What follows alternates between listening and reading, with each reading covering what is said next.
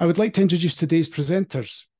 Nitish Mittal is a partner in the technology practice leading the firm's coverage of digital transformation and IT services in Europe and the United Kingdom and Ireland. Based out of the London office, he covers technology areas across artificial intelligence, automation, cloud, interactive services, and the Internet of Things. Parul Trivedi is a practice director on the Information Technology Services team at Everest Group and leads the digital services practice. She advises global service providers and enterprise in technology-related strategic decision-making on topics related to digital transformation and exponential technology. Sushil Menon is a practice director on the Information Technology Services team at Everest Group. In this role, Sushil helps service providers and enterprises on initiatives regarding digital transformation consulting. And with that, I'd like to turn things over to Nitish. Perfect. Thanks, Gary. Thanks for doing this. And everyone, welcome to the webinar today, where I, Parul, and Sushil, we talk about digital transformation consulting and what it means in today's market, given where we are. So we'll cover three things today. First, we'll focus on the market landscape, a state of the market, if you will, which will cover, what does the provider ecosystem for digital transformation consulting services look like, as well as what are some of the principal market trends dictating how clients think about this. The second segment will focus on this whole conversation on value. Now, in this macroeconomic environment, there's no conversation that can be had which doesn't focus on value, and we'll focus on consulting's role in digital transformation value and how critical it is to the success of these initiatives. And then we'll end with an outlook or a prescription for the future, if you will, on digital transformation consulting. What can we expect? And yes, I saw a lot of questions about this. We will talk about Gen AI when we get there. And hopefully we'll do some Q&A. We have received a bunch of questions ahead of the webinar, so we'll try and cover them as well as live Q&A. So if you have questions, through the webinar, please use the Q&A functionality, and we'll try and address them at the end of the session. As we do this, we wanted to first start with a sense of the mood in the room. We have a global audience joining us today, so we wanted to get a sense of, how do you see the spend on digital transformation consulting changing in the next 12 months? So you will see a poll pop up. You will see 5 options. And, while people respond, Sushil, which side of these 5 options do you fall in, right? Where do you think, our audience is going to be? Yep. So I think just from a macro lens, right, I think we are looking at the market remaining to be more or less flat, right? That's more or less on the back of a lot of the European market and North America market experiencing some amount of slowdown, right? So overall, we do expect a lot of challenges to continue in the European market within the consulting domain. So that's sort of where I'm expecting the market to be. Yeah, let's see where the audience landed. I think the audience, it's suffice to say, is a bit more optimistic than you, Sushil. So I think a lot of them feel it's going to increase by 2 to 10%. And I think, while, yes, there is softness in some of these more mature markets, we're starting to see, for instance, spend in the Middle East market really prop up the market overall. And then we're seeing pockets of growth in APAC as well. So it's a very interesting picture globally, even though you'd expect, some of the spend to be more discretionary in these economic times. So, about 43% of the audience believes it's going to be between 2 to 10%, followed by people who are actually more bullish, and about a third feel it's going to be more than 10%. And then, people who feel it's going to be flat, and only 8% feel it's going to decrease. So I think it tells you that despite what you might hear and read, there's still robust spend. It's about where you prioritize your bets. Now, with that, one of the things we wanted to start with is just by understanding what does the market really look like, right? So when we think of the term digital transformation consulting, and, this can mean different things to different people, what does it really mean? And one of the things we want to start with is really a definition of the market. So what you will see on the next page is a view on, how the market looks like in terms of the value chain. And, we divide the market into 3 buckets, starting from consulting or advice, to technology build or implementation and then managed services. But today we're going to focus firmly on the first part of the value chain, which is digital transformation consulting. And with this, we've divided this into three buckets, which I will invite Parul to speak about and just tell us a little bit more about the market architecture. Nitish, I think we have started on a really good note and optimistic note through the poll, and most of the audience is very optimistic about the digital transformation consulting landscape. So as you rightly said, digital transformation consulting landscape, the name is a catch-all, and we need to provide a definition before we start the webinar today.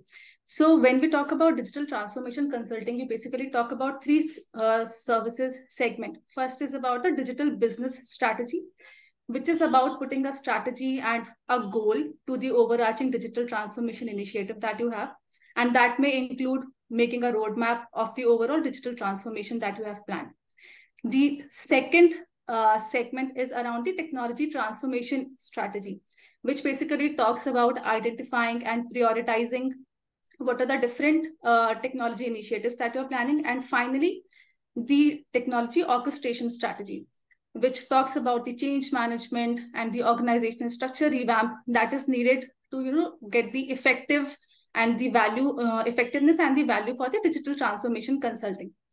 And the interesting thing to note here is that if you see the target client stakeholders, traditionally the CIOs and CTOs have been the main stakeholders for the digital transformation initiatives.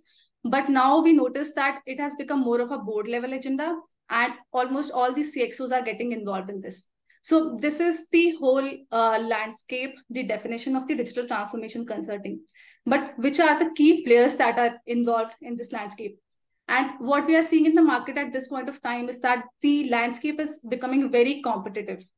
Traditionally, the MBBs and the Big Fours are the companies which have been providing consulting services, but increasingly the global system integrators and the IT service providers are also trying to take a share of the consulting pie. And one thing to note here is that generally the media majors and the business processes service companies were not traditionally the players who were providing the consulting services, but even they are trying to gain some share in the consulting, which is again a testament to the growing consulting services market and the growing demand from the enterprises. So Sushil, why don't you talk about the growth that we are going to see in the coming years for the consulting services? Yeah. So when we look at the overall sort of market size for digital transformation consulting, we estimate it to be around somewhere in the ballpark of $82 to $84 billion in 2022, and we, as we mentioned, right, we expect some sort of tepidness throughout this year. But overall, in sort of a long-term perspective, we do expect the market to grow at sort of an average CAGR of 8.5 to 9.9%, right? And a lot of this is driven by the interest in digital itself, right? What we're also seeing is that a lot of enterprises have started to perceive some of these service providers as strategic partners in sort of undertaking that business and digital transformation, right? The one caveat over here is that certain segments, certain players in the market, we do see growing faster than others. So your typical sort of management consulting companies, they tend to be sort of lagging the market in terms of growth, whereas somebody like an SI or your typical service provider on the technology side, they tend to be sort of leading the market in overall growth, right? Now, when we sort of go ahead into sort of the geographic lens of it, a majority of the market still is sort of housed within the North America region, and then sort of a smaller percentage coming out from the Europe and the sort of UK region, right? As we mentioned, we do expect some amount of sort of tepidness to continue in these two key markets, right? The momentum for Americas, we do seem to, we do see to be regaining much faster. Whereas in, say, the largest markets in Europe, right, UK, Germany, and France, we do see a lot more slowdown to sort of continue throughout this year. And as Nitish mentioned earlier on in the conversation, within the APAC market, one of the regions that are standing out for us is in terms of the Middle East region, right? That segment seems to be growing faster than the rest of the segments within APAC. Now, if you look at the industry lens, it's basically being led by the BFSI industry at around 29%. A lot of the consulting work still within North America, within Europe, focuses on a lot of financial and banking clients. That sort of is then streamed down into healthcare and life sciences companies. We do see a lot of growth also coming in from the retail and the telecom sector. But net, we do see that the banking sector remains sort of the biggest contributor to this market.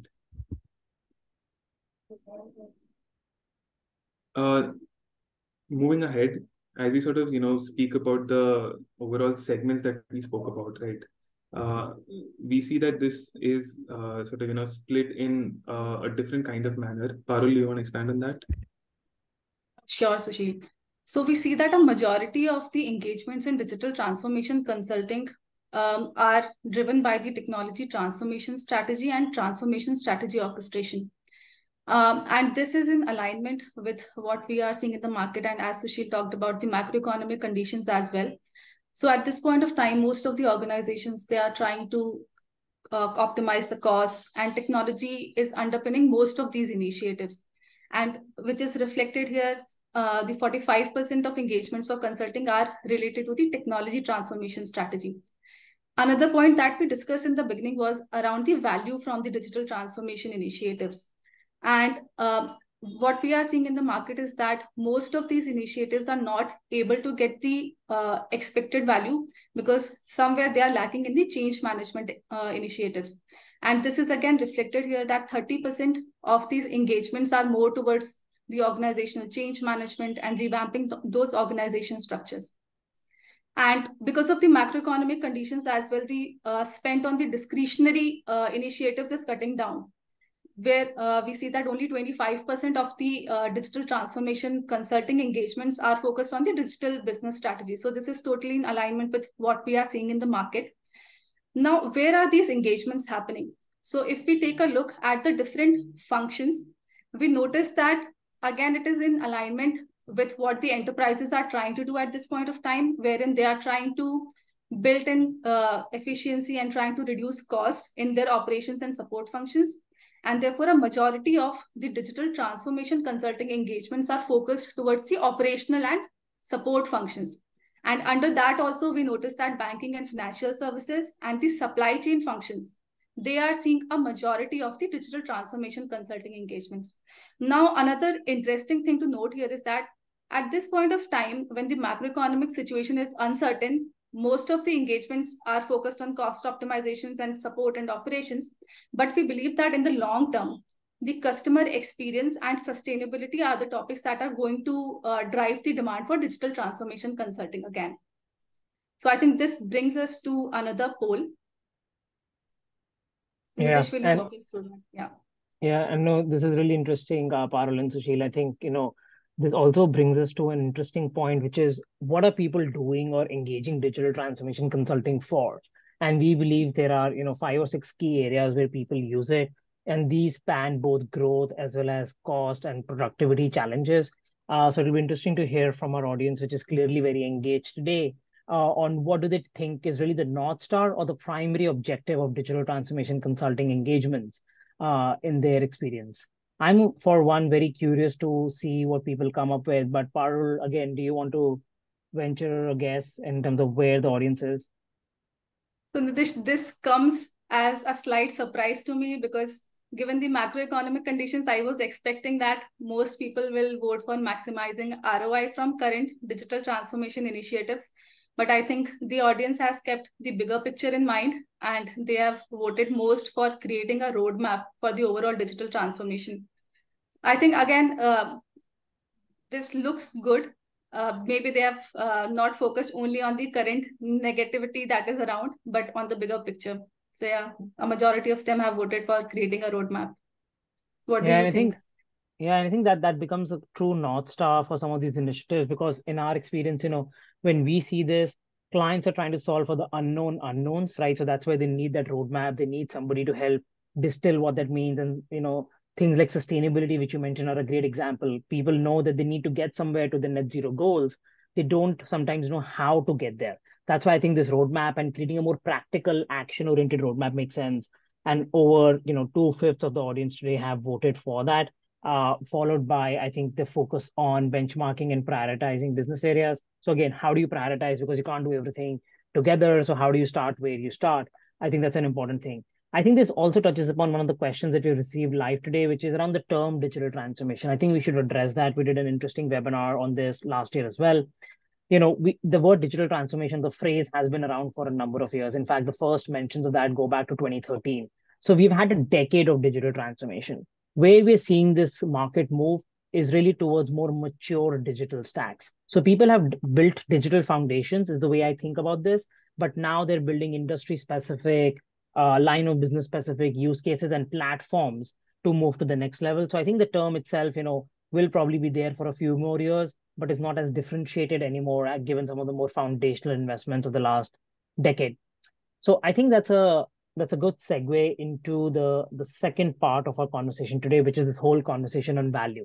And value, I often say, lies in the eyes of the beholder, because it really depends on how you attribute value, how you describe value can change depending on which stakeholder you are and what your mandates are. So I think it'll be interesting to see, what do clients really think of value when it comes to digital transformation consulting.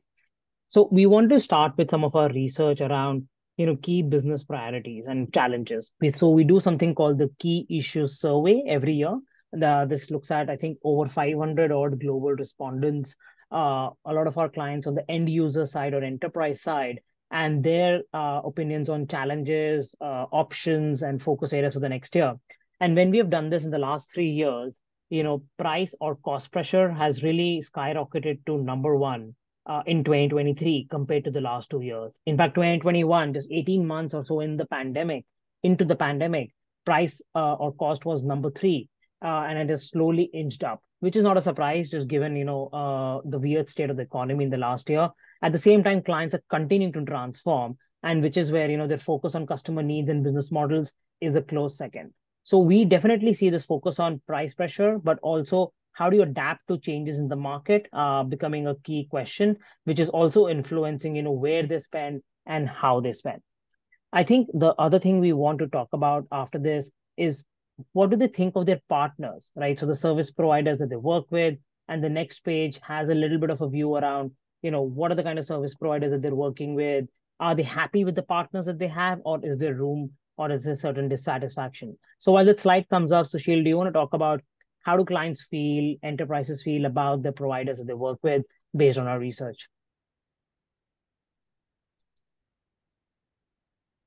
Yeah, and Sushil, you might be on mute. Yeah, It happened to happen one of us on the webinar, so I'm glad it wasn't me. Yep, still can't get used to that.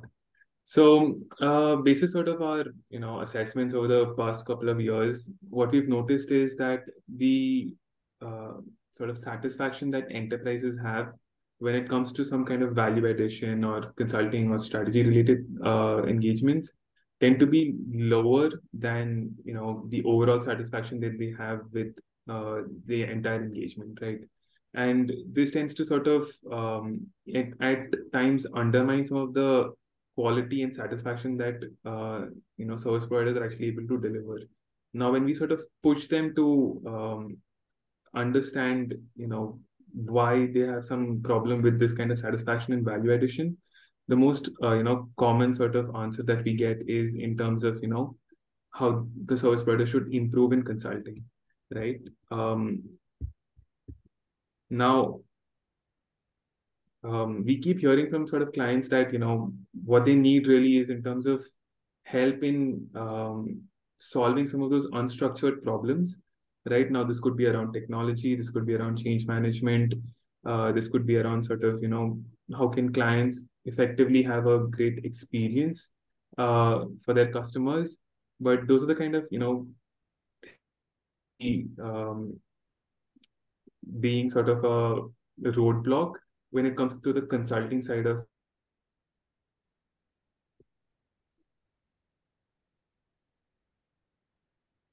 Yeah, and I think we might be having an issue where slides might not be moving, but I think we can now see page 15. Yeah, I think this is the source of the data we were talking about, which is the fact that, if you think of overall satisfaction on a scale of 1 to 10, And we did this on the basis of 250 interviews with enterprise customers who were buying this or these type of services. Was the overall satisfaction was 8.2. But when it comes to value add and addition and innovation, which is where a lot of the focus on functional technology, business model capabilities of providers come in, that rating's a bit lower. So I suspect, Sushil, that's one of the areas you were talking about. So that makes a lot of sense. I think this is really helpful. As we move on, I think one of the things we also wanted to talk about is really, where and how are people describing value? As I said, there can be so many conversations on value, but they're incomplete if we don't focus on what does value look like. So what we will do is we'll do another poll quickly to understand, what the value looks like. And this poll will ask you what proportion of value from digital transformation, so overall digital transformation strategies, do you think relies on excellence in the consulting phase? So the consulting or the advice phase that we're talking about. So again, it'll be interesting to see, what people throw up as options. So Parul, without giving away the answer as people vote, where do your loyalties lie? Which option do you think will emerge as a winner? If I talk about the option, Nitish, then I think I'll be giving away the answer. But what I see from the trend that is there on the poll, the audience seems divided amongst all the options. Like almost all of them has equal percentage. So there is no clarity, as some of them think that almost 60% of the value is coming from the consulting phase, while there are few who also think that only 20% of the value is dependent. But what I gather from the trend is that almost everybody, barring 6%, thinks that consulting plays a very important role in achieving the value from the digital transformation initiative. Yeah, and I think we clearly, unlike the other questions, have a divided house on this question. So, amongst all the webinars I've done, I've never seen a poll so close between 3 or 4 options. So, narrowly winning was 30 to 40% of the value, right? So option 3 followed or neck to neck by 20 to 30% or 50 to 60%. So, I think that's where the distribution is.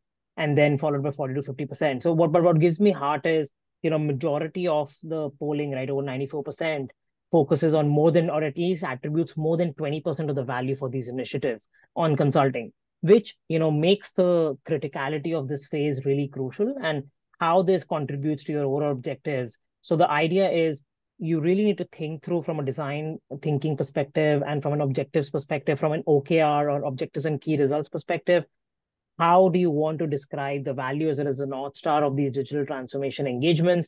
And then use the consulting phase as a discovery as well as an experimentation phase to define the roadmap. You will not have all the answers, but making sure you can address that as you go along is really important.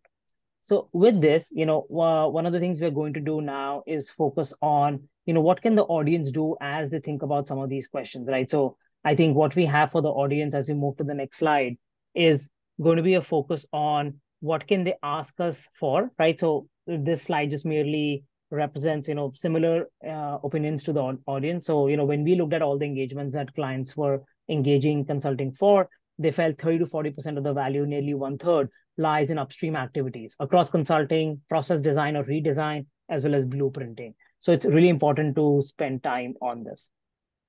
Now, we will move on and focus on unpacking the conversation on value, right? So what does value mean? There can be various attributes of value, and this is what we will now focus on. So what I'm going to do is, pass the baton on as we do this. So Parul, can you tell us a little bit about value, both types of value, as well as maybe some of the metrics or what people expect when they describe value? Sure, Nitish. So towards the early part of the year, we had concluded the digital transformation consulting peak matrix. And during our conversations with the organizations, we realized that the organizations, when they talk about value, they talk not only about something that is measurable, but also about something that is more softer and intangible in nature, right? And when it comes to consulting, the effectiveness of a consulting engagement and how a service provider is perceived as a strategic partner is dependent not only on the tangible value, which is again something that is measurable in metrics and in financial terms, but also in intangible values. So both of these values and the realization of both tangible and intangible value is really imperative for a provider to be considered as a strategic partner and somebody that can provide you consulting and advisory services. Now, when I talk about tangible value metrics, in our peak metrics only, we realize that faster time to market is one of the most important metric that the enterprises are tracking. And apart from that, as we can see on the slide, the net promoter score, the revenue per FT, customer satisfaction score, these are some of the metrics that are really important to measure the success of digital transformation initiative. But as we talk, the intangible value again is very necessary. So Sushil, why don't you talk about the metrics for the intangible value as well? Yeah. So one thing that we are seeing enterprises actually do is, look and hunt for that holisticity of, value, right? In terms of, is there anything else beyond what has been agreed in sort of a contract that I can get from my suppliers, or I get from my providers? Now, this could be in terms of thought leadership or proactiveness to help shape their thinking and the direction in which, their business should actually go in the sort of digital realm, right? It could be also in terms of client management and just being there for the client when they need you. It could also be in terms of domain expertise. So one thing that we've consistently seen being a pain point for a lot of the technology side of service providers, right, is in terms of them not being good enough on domain expertise, and clients keep bringing this up, and it's one of those things that create a lot of intangible value for customers when suppliers are able to bring their experience and their knowledge that they've gained from multiple engagements in the field into an engagement with the client, right? And this effectively gives them a sense of holistic value, and that is really what creates a much better experience for the client overall as well. Now, as we sort of move on to the next segment, right, I think this is basically in terms of how the attendees of this webinar can actually engage with us. Nitish, you want to take this up? Yep, I think we want to make sure that people, as they listen to us, and some might have to drop before the half-hour mark, get a chance to understand how they can engage with us even after this. So if you're an enterprise or a service provider, we have something for you. So you would have seen a link pop up in the chat window. So you can indicate your willingness to sign up for this offer today. If you're an enterprise, you can choose 3 providers from our digital transformation consulting peak matrix assessment, which was published just earlier this year, which Parul mentioned, and we'll give you some intelligence on what those 3 providers are doing, both across vision and capability and impact. And if you're a service provider, we're more than happy to have a conversation with you around how you can evolve your digital transformation consulting focus and how we can assist you on that journey. So as a reminder, you would have seen a link pop up. You can just head on over there, indicate your willingness, and our teams will be in touch.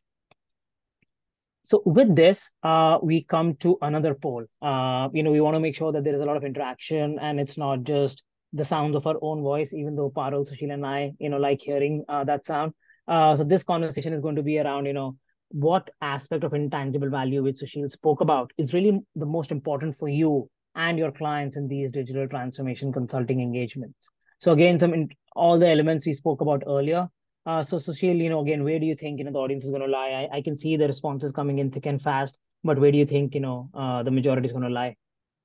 So at least from the conversations I've had, I think, domain expertise and thought leadership tends to be sort of the number one priority when it comes to sort of intangible value. It's really wherein, enterprises can gain that extra advantage of a supplier who has extremely good experience in the field, right? And I think to an extent, the polls are also sort of reflecting that as well. Yeah, I think that's interesting because I think, as you saw in consulting, how do you solve for the unknown? Unknown really becomes important. And to be able to do that credibly, you need to know the domain. And the domain could be the industry that your client's in, but also the domain of the function that they're in, whether it's a CFO or a CIO or a CTO and so on. So we definitely see domain expertise, and our audience believes that as well, about 40% of all respondents, followed by proactiveness in identifying issues. I think that's the difference between technology solutions and consulting solutions. Consulting often starts with the whiteboarding session or a discovery session. I think identifying that proactively, the ability to do blue sky thinking remains critical, followed by forward-looking thought support, which is, do you have a point of view on everything that's happening around us? Right from the economy to supply chains to now generative AI. So I think that's a nice balance of thinking across the ecosystem. And I think it's a reflection of the conversations we are having as well.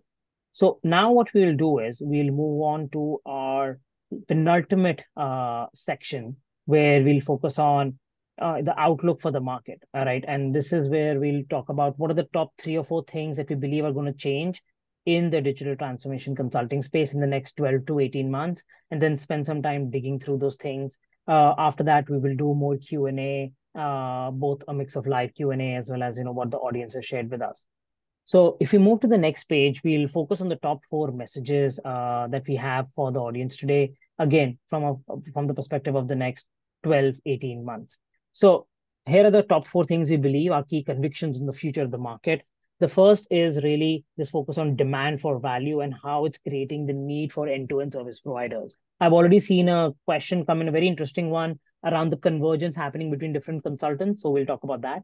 The second one is going to focus on how are providers rapidly investing to position themselves for this end-to-end need. So what does that end-to-end truly look like? Is this one provider only? Spoiler alert, no, that's not the case.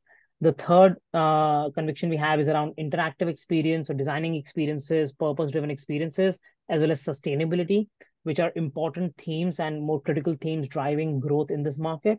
And the last one, as I promised, we can hardly have a conversation in Gen AI or without talking about Gen AI. We've already spent 30 odd minutes here, and this is the longest conversation I've had without speaking about this. So we will talk about this and what it is doing to consulting. It was also the focus of many questions that were submitted before the session today.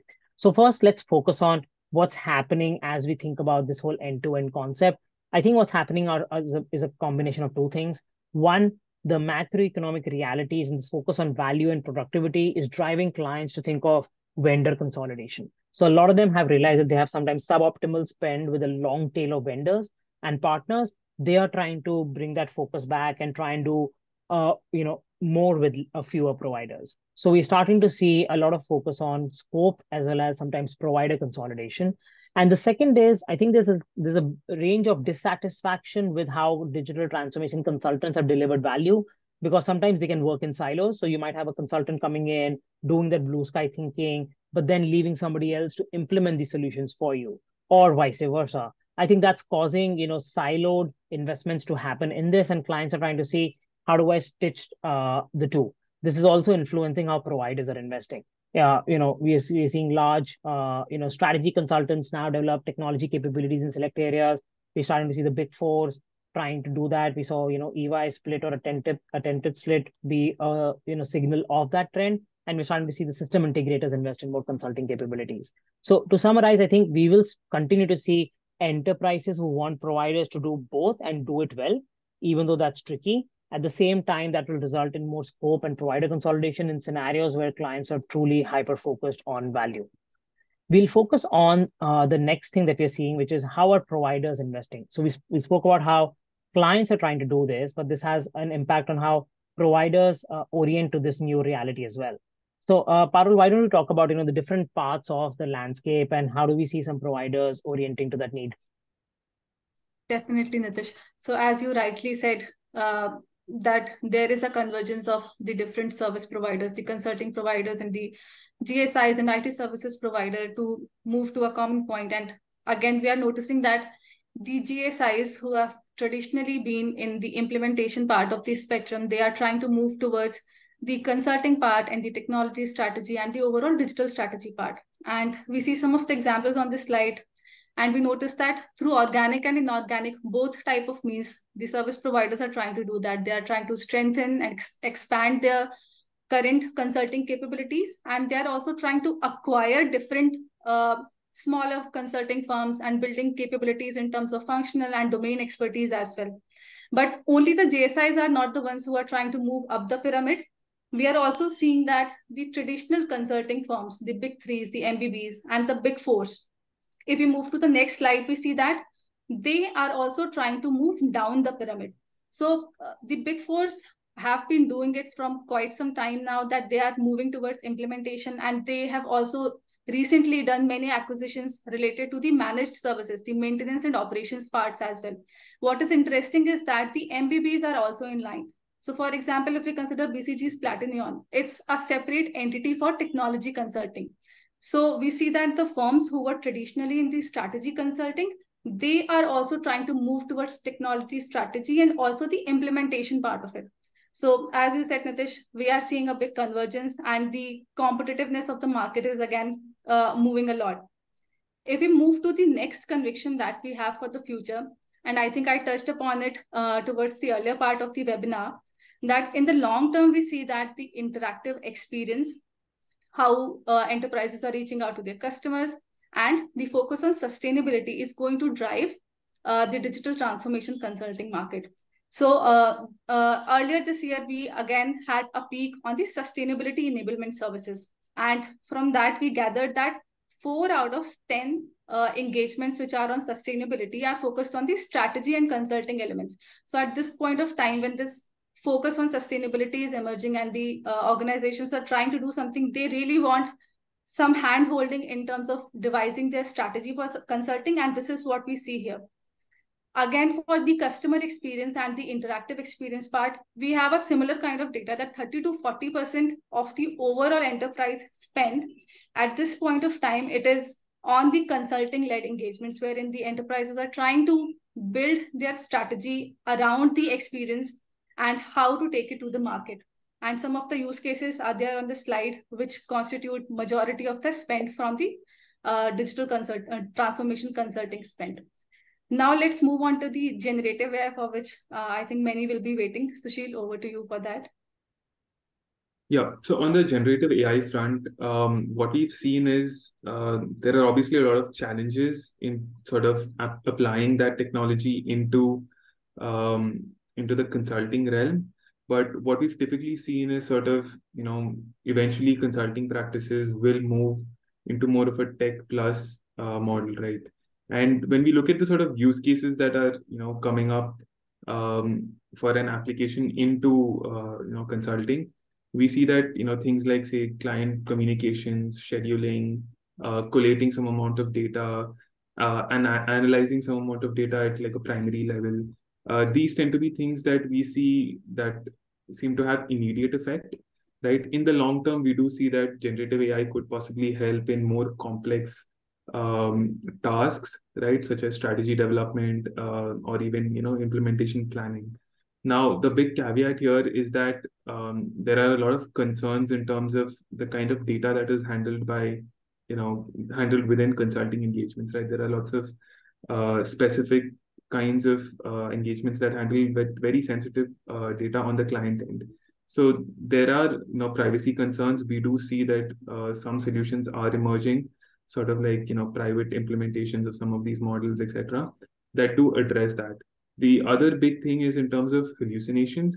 We do see that also being a big challenge in terms of adopting Gen AI into the consulting side of any service provider.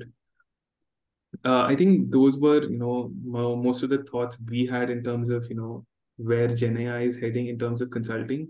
I'll hand it over to you, Nitish. Yeah, and I think it's important to know that there are almost 2 opportunities in generative AI for digital transformation consulting, which is the impact it has first internally, or how consulting is delivered, which is where a lot of this analysis focus on. But the second aspect or opportunity is also consulting around generative AI and the impact on client business models. We're starting to see, for instance, AI assurance come up as a new category of services, where Big Four audit firms are partnering with technology companies to underwrite the risk of experimenting as well as the outcomes from generative AI. So I think we will see new business models emerge on top of it, but just want to be mindful of the fact that, yes, there's going to be an impact internally in terms of how you deliver and think about consulting in the digital transformation sphere, but also what it does to your clients' business models and your ability to influence and help showcase that as well. So with that, we'll come to our interaction section. So we'll spend the better part of the next 10, 12 minutes answering questions that were shared live today, as well as what was submitted ahead of time. And then, if you need anything else after this, you're more than welcome to reach out to us. We will also pay some homage to some of the work we have done around this. So you'll see a bunch of blogs and other research reports that, some might be only accessible to our clients that are relevant to the conversation today. But we're more than happy to chat about this as we go on. So with that, I'm going to pick up a few questions about this, and then let's see, which ones can we address, and the ones we can't address, our teams will be sure to follow up.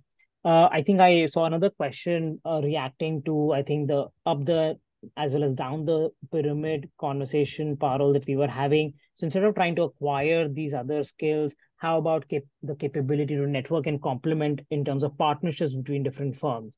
That's a great question. And in some ways, it has been happening. So if you look at cybersecurity, that's a great place where consulting firms often work with a system integrator, because what clients want from a risk as well as a compliance standpoint is to have independent cybersecurity advice in terms of the blueprint, the roadmap, and the direction of travel. But then they want somebody else to come and implement that. And that's where a lot of the big four firms have partnered with IT and system integrators in areas. But I think eventually what's happening is people are recognizing that there's a lot more value that's left on the table if you only do the consult part upfront, or if you're only involved in system integration. That's why both sides of the equation are trying to get into each other's territories. We don't mean that there's going to be one breeder firm which is going to do both of these effectively, but the idea is that you eventually need to have more capabilities, either upstream or downstream, to be a more meaningful partner and showcase value to clients. So I think that's the direction of travel we see, and it's not just about, one uniform nature of firms across this.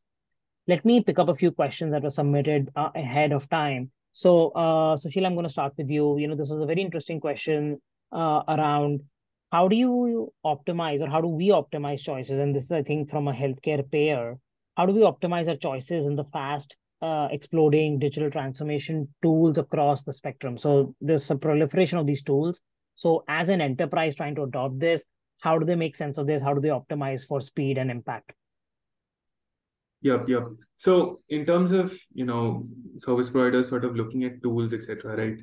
The way we sort of typically, advise that it be structured is in terms of looking at the market demand, right? First of all, where the demand lies, where does the, where are those tools really necessary? And just understanding, what their clients or what their customers need, right?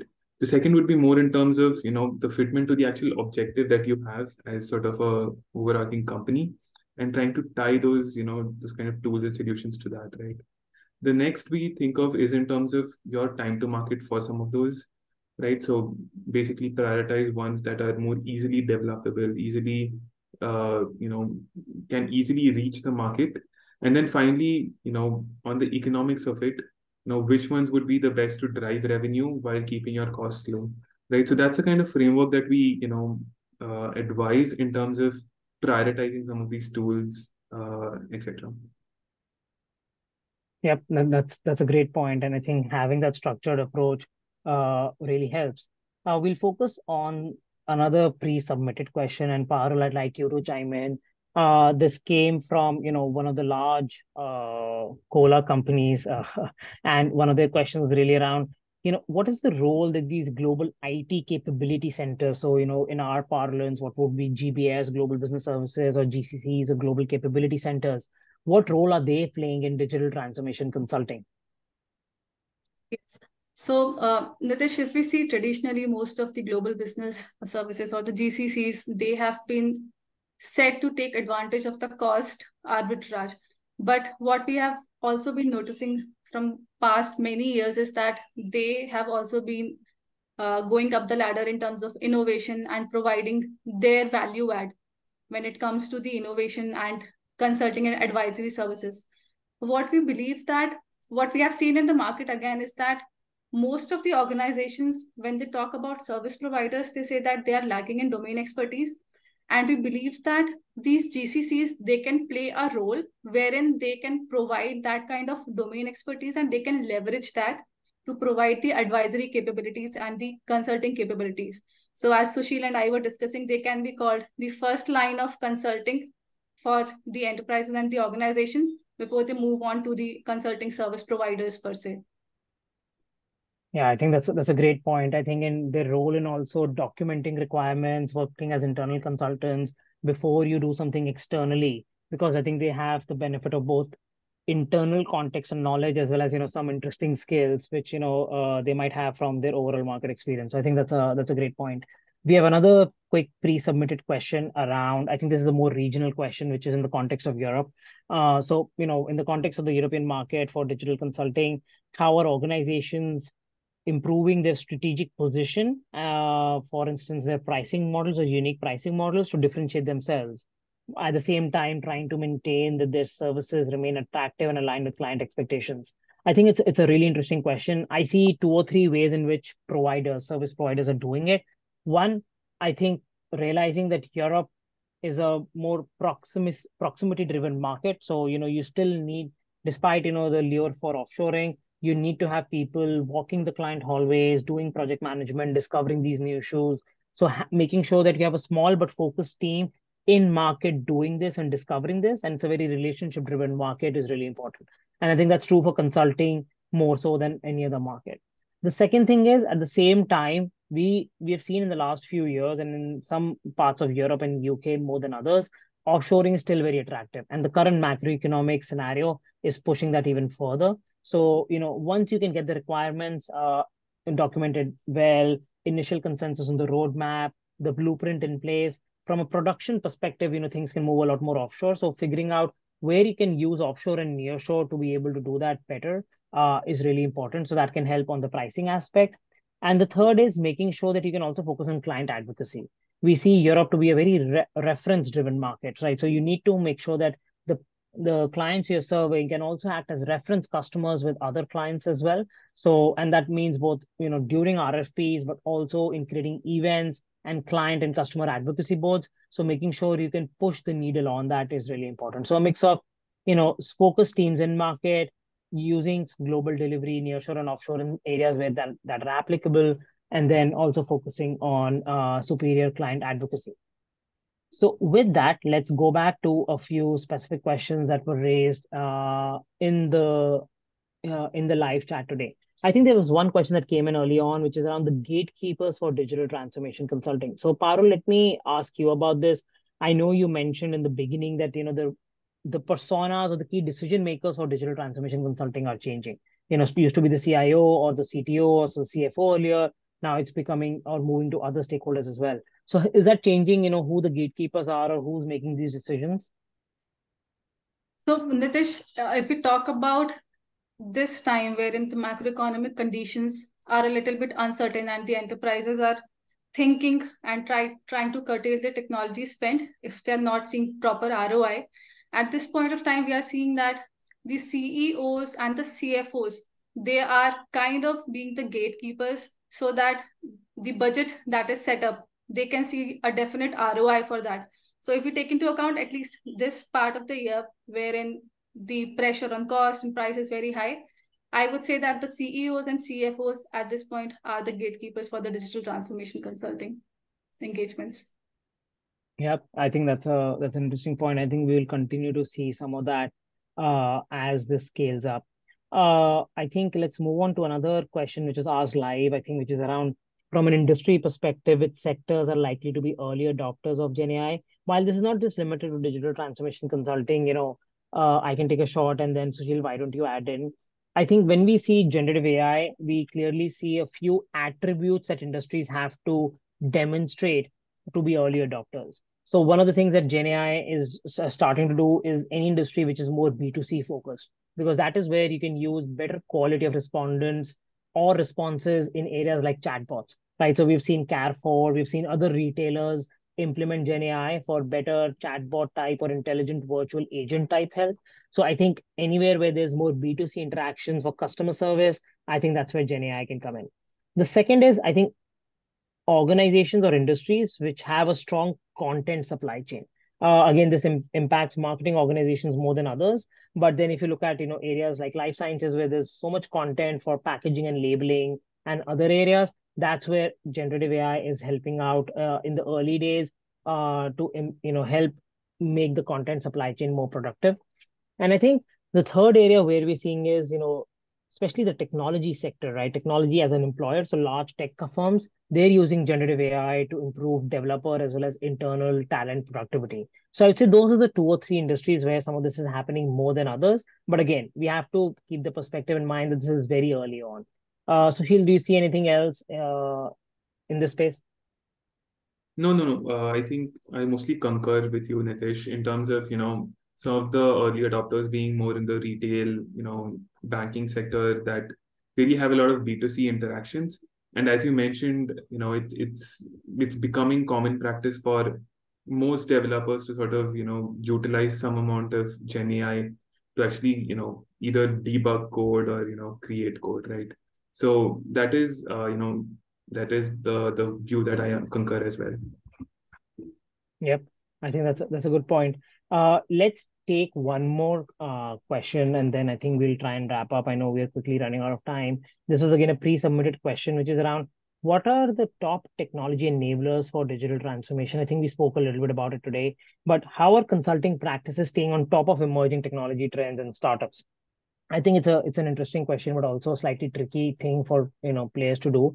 I see a couple of things happening, but Parul, I'd like you to chime in. So I think if you think about how do consulting practices stay on top of these technology trends and also startups, one thing I clearly see is a lot of people are acquiring or investing in these players to be able to bring some of this talent in-house or also work with them. Sometimes you see consulting firms or practices taking a minority investment in these players to, get access to some of this innovation.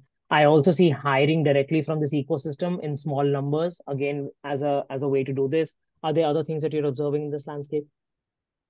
Yes, Nitish, definitely. So when talking about keeping on the top of trends, firstly, talking about the domain expertise part. So what we have noticed is that many consulting organizations, they try to acquire people and acquire talent from industries so that they have a clear knowledge of what is happening in that industry and a good domain expertise. Similarly, most of the big fours and the other consulting firms, they have a very strong ecosystem of building their knowledge, and many initiatives, again, they have certain center of excellences. For example, for generative AI itself, we see that almost all of these big fours, they have built a separate practice. So again, they are very proactive in terms of building that. And again, they are very quick in acquiring these startups and the smaller firms which have capabilities in any niche domain or niche emerging areas is what we have seen in the market. Absolutely. I think that's a great point. I think with this, we will have to draw this conversation to a close. I know there are a couple of questions we weren't able to go through today, but I do appreciate all the time people have spent and the questions that came our way. So we will be sure to follow up, and then we look forward to other conversations.